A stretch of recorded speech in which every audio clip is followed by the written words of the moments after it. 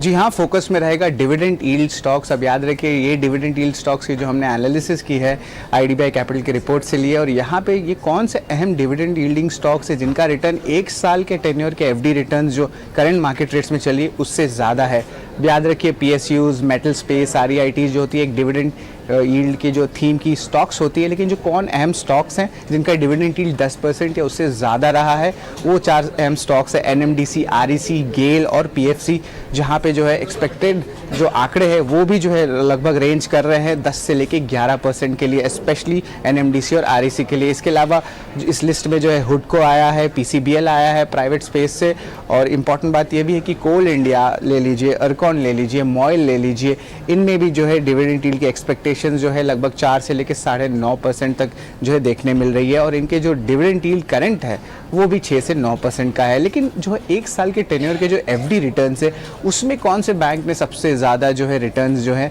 दे रहे हैं, तो उस पर हम फोकस करेंगे। सबसे पहले आता है आईडीएफसी फर्स्ट बैंक। ऑफकोर्स एक जनरल कैटेगरी रहता है और एक सीनियर कैटेगरी रहता है। यहाँ पे 6.25% जो है पर एनम का जो सबसे बड़ा आंकड़ा आ रहा है, और इसके बाद ये फॉलो करती है bank of India, IDBI bank, Punjab national bank, SBI, Canara bank और आखिर में पंजाब सिंध बैंक।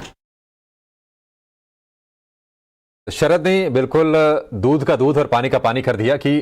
बैंकों के एफडी में अगर आप 1 साल के लिए पैसे रखते हैं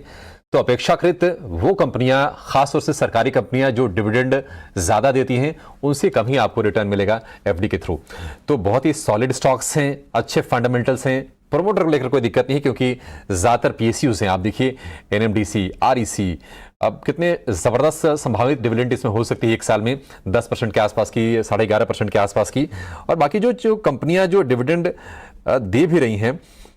ज्यादातर के फंडामेंटल्स बहुत ही स्ट्रांग है, बिजनेस को लेकर विजिबिलिटी भी है। तो पूरी की पूरी लिस्ट आपकी स्क्रीन पर, आप अच्छे इसको देख लीजिए, समझ लीजिए, जरूरत पड़े तो शायद आप फोटो भी खींच के रख सकते हैं और उसके बाद इसको एनालाइज कर सकते हैं। आशा, एक सवाल आपसे लेंगे। देखिए, बहुत ही खूबसूरत रिसर्च की हमारी टीम ने और वो स्टॉक्स निकाल के लेके आई है जहां पर डिविडेंड के जरिए अच्छा पैसा बनता है। ये ग्रोथ स्टॉक्स नहीं कहे जाते हैं। इसमें अगर हम शेयर प्राइस की बात करें तो शायद बहुत ज्यादा उथल पुथल या एक तरफा रैली ना देखने को मिले, लेकिन डिविडेंड के मामले में कंसिस्टेंट है।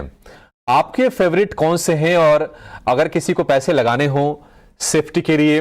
डिविडेंड इनकम के लिए, आप क्या सलाह देंगी? जी, सबसे पहले तो आप लोग को मैं बधाई देना चाहूंगी। बहुत ही बढ़िया ये एक आपने चीज को कवर किया है, और ये काफी ज्यादा एनलाइटनिंग है क्योंकि अभी सभी से सबका ही सबसे बड़ा सिरदर्द है कि एफडी में कुछ रिटर्न नहीं मिल रहा है, और दूसरी तरफ मुझे शेयर मार्केट में नहीं लगाना है क्योंकि मैं सीनियर सिटीजन, अगर कोई सीनियर सिटीजन है तो उनकी ये धारणा रहती है, तो उनके लिए फिर ये ऐसे स्टॉक्स बहुत बढ़िया यहाँ पे